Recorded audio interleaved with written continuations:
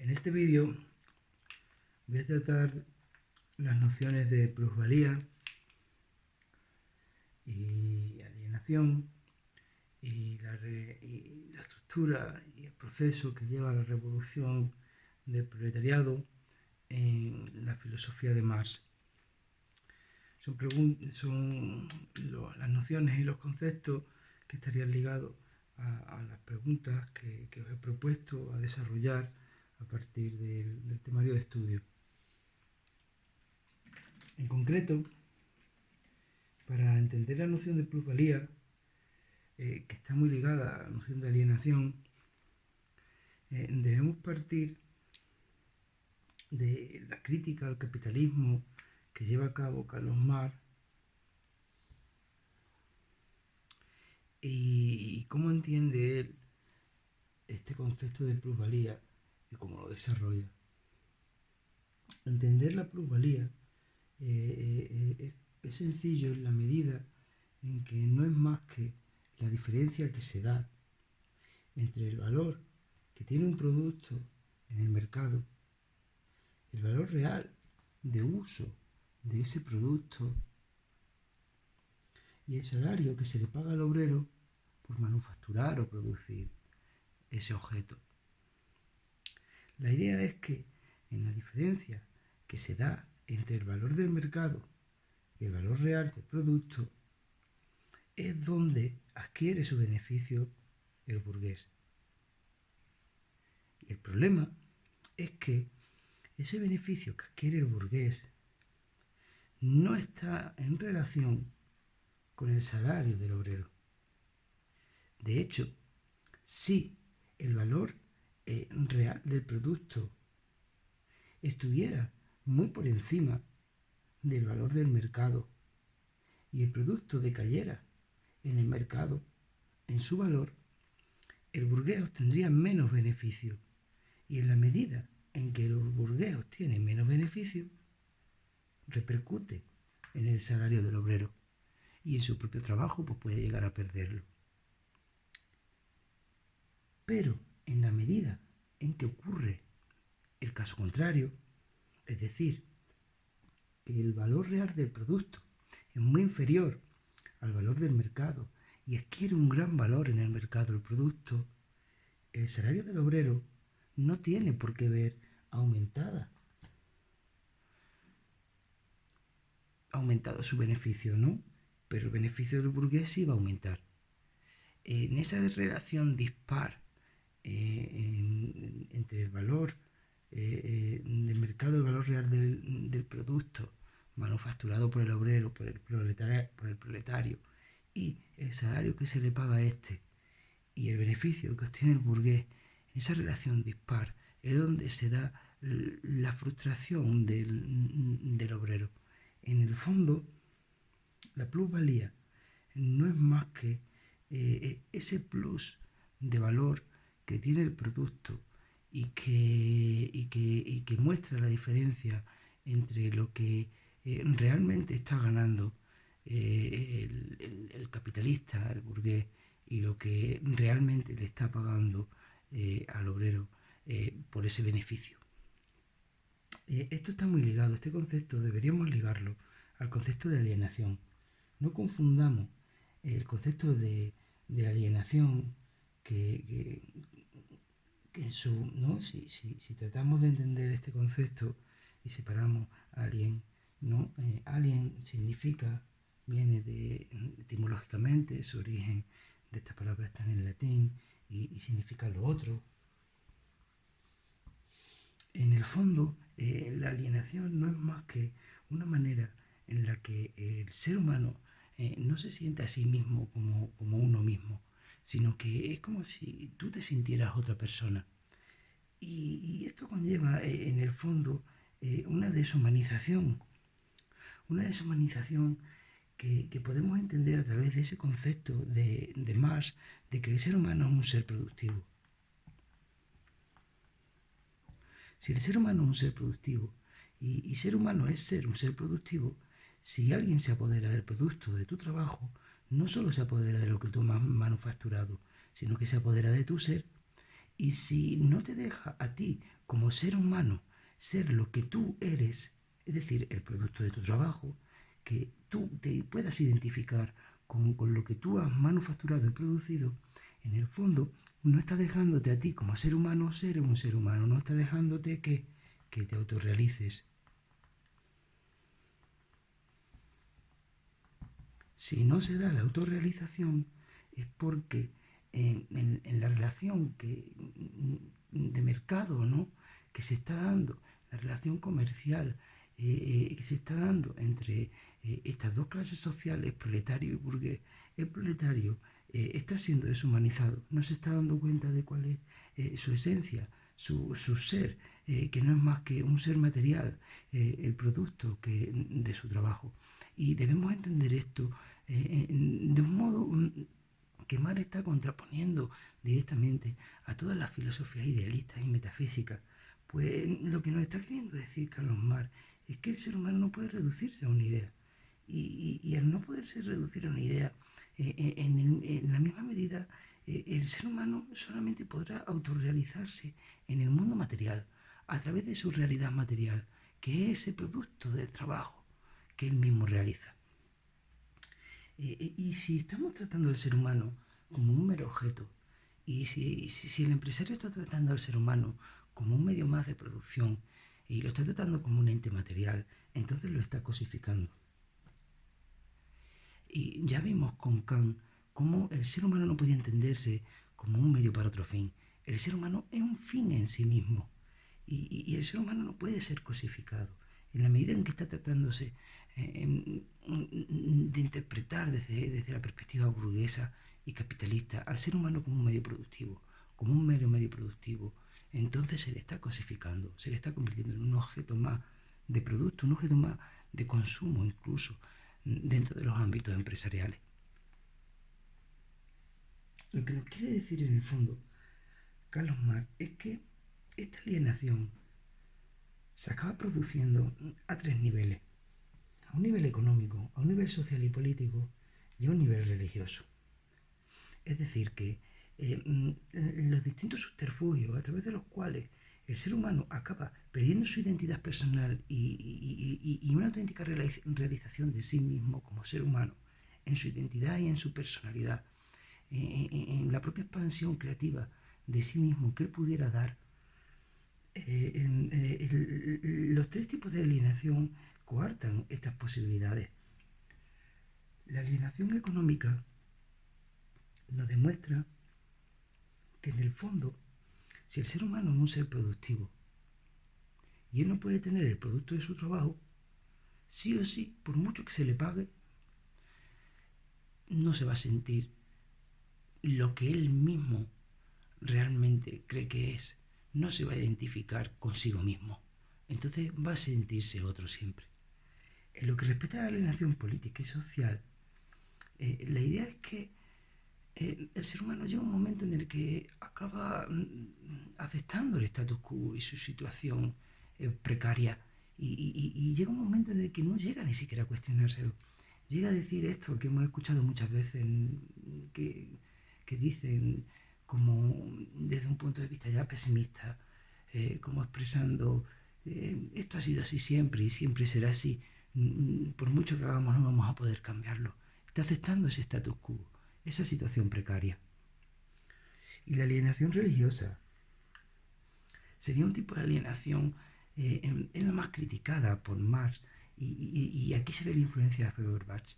Y la idea es que la religión lo único que va a ofrecernos es un consuelo frente a esa miseria de vida que nos está ofreciendo esta relación precaria entre el burgués y el proletariado.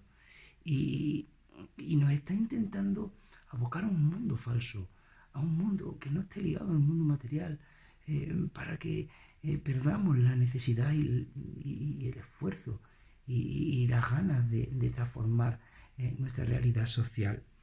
Por eso dice Marx que la religión, en el fondo, es el opio del pueblo, porque lo adormece, no le deja pensar por sí mismo y dar cuenta de cuál es esa su situación precaria de la cual él mismo debe de salir y de la cual él mismo debe de dar cuenta y tomar medidas al respecto. noción que trataremos de la filosofía de Marx es la revolución del proletariado. Estaría muy ligada con la pregunta que os planteo en el temario, a partir del cual os tenéis que estudiar la filosofía de Marx.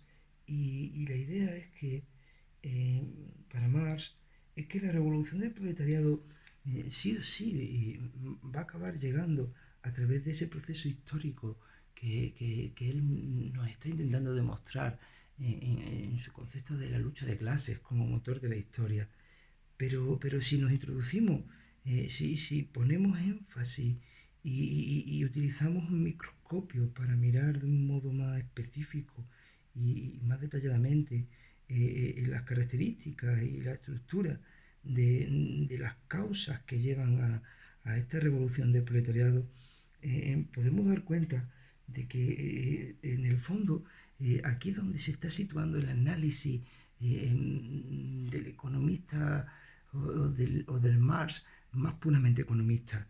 Desde esta dimensión económica de la realidad, desde la lógica de la economía, de la sociedad capitalista, Marx encuentra las claves matemáticos deductivas que van a demostrar la necesaria e inevitable conclusión social a la que nos lleva esta lógica capitalista y esta relación proletariado-burgués, que es la inevitable revolución violenta del proletariado.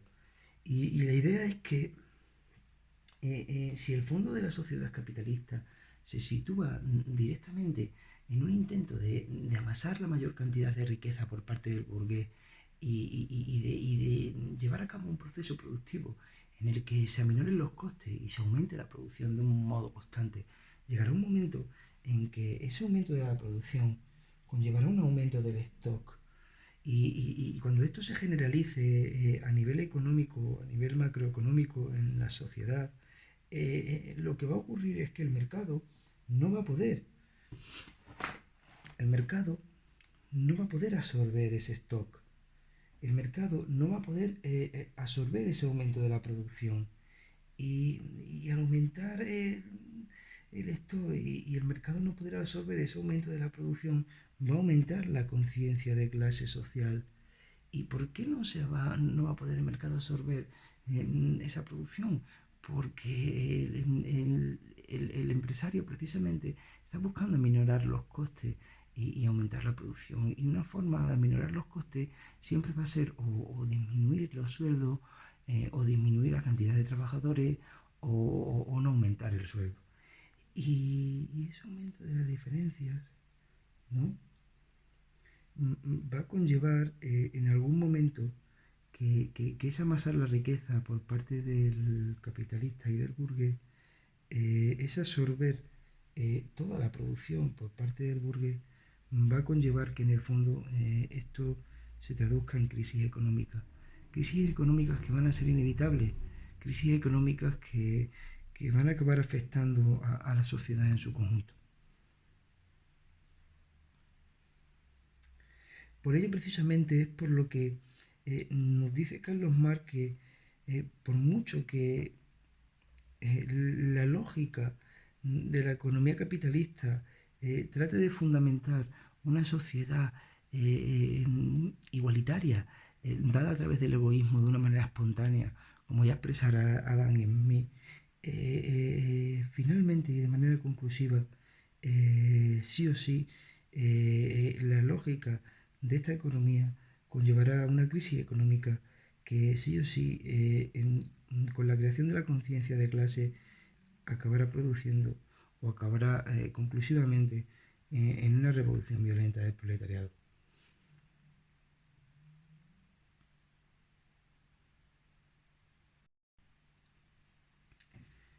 Para terminar esta pregunta en la que tratamos la noción de la revolución del proletariado, tenemos que dar cuenta de las fases y la estructura de esta revolución y cómo comenta Marx que deben darse.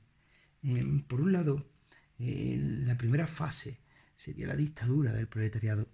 Y para Marx es necesario que se dé la dictadura del proletariado, porque evidentemente el burgués y la relación dispar entre clases sociales antagónicas que se han dado a lo largo de la historia y el afianzamiento del burgués por parte de sí mismo, ¿no? Del poder y de todo lo que conlleva esto, sin una dictadura, sin una imposición por parte de los que han sido oprimidos sobre los opresores, no entiende más que pudiera en ninguna medida eliminarse esa conciencia de clase que se habría creado en esa diferencia, en esa antítesis entre estas dos clases sociales. Por otro lado, el socialismo, que sería la segunda etapa, debería acabar definitivamente con estas clases sociales y debería hacernos ver que en el fondo la sociedad no tiene sentido eh, si no se da esta igualdad necesaria entre seres humanos. Y claro, no tiene sentido porque el ser humano no podría autorrealizarse y esa es la clave, eso es lo que realmente está buscando Marx.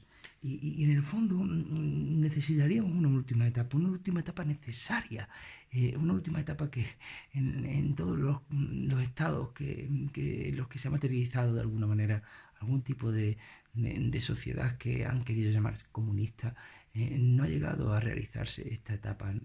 Y es la etapa verdaderamente interesante, porque es la etapa conclusiva, es precisamente la auténtica sociedad comunista como la entendiera Marx. Y esa etapa comunista, esa última etapa, esa etapa final de la historia humana, pues ya no habría clases sociales, ya se habrían eliminado estas. En la etapa socialista nos mostraría que el Estado y sus instituciones, como las entendemos, ya no serían necesarias. Y desapareciendo el Estado, entonces daríamos cuenta de la unión, de una unión necesaria entre la necesidad y la libertad humana. ¿Qué nos está queriendo decir aquí Carlos Marx? No estamos viendo aquí en el fondo un poquito de Kant, pensar en Kant, en ese intento de Kant de dar cuenta de la relación entre la necesidad causal de la existencia y la libertad del ser humano y dar cuenta de esa paradoja y de esa antagonía, ¿no?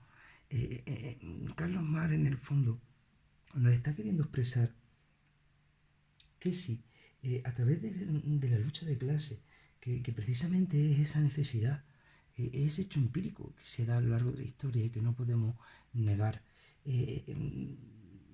esa necesidad que es la lucha de clase, que se enfrenta a la libertad, y la libertad solo es posible cuando uno consigue autorrealizarse, pero para que nos autorrealicemos no tendría que haber clases sociales, y al mismo tiempo, cuando no hubiera clases sociales ya no habría lucha de clase. Eh, eh, Sería el momento en el que el ser humano conseguiría autorrealizarse, y al mismo tiempo sería el momento en el que el ser humano alcanzaría la tan añorada libertad, pues podría autorrealizarse en ese tipo de sociedad comunista. ¿Y por qué podría autorrealizarse? Porque podría ser lo que realmente quiere ser. Esa es la idea. Podría plantear esos productos manufacturados como su propio ser. Podría dar cuenta de que son suyos. Y en esa medida, según Marx, el ser humano se autorrealizaría y alcanzaría la auténtica libertad. Y mostraría cómo se da esa síntesis necesaria entre la pura necesidad causalística de la lucha de clase en relación a la realidad social y cultural e histórica del ser humano y por otro lado la libertad necesaria para la autorrealización anhelada por todo ser humano desde su nacimiento hasta su muerte. Y con estas nociones terminaríamos lo que serían estas preguntas ligadas a la plusvalía, la alienación y la revolución del proletariado.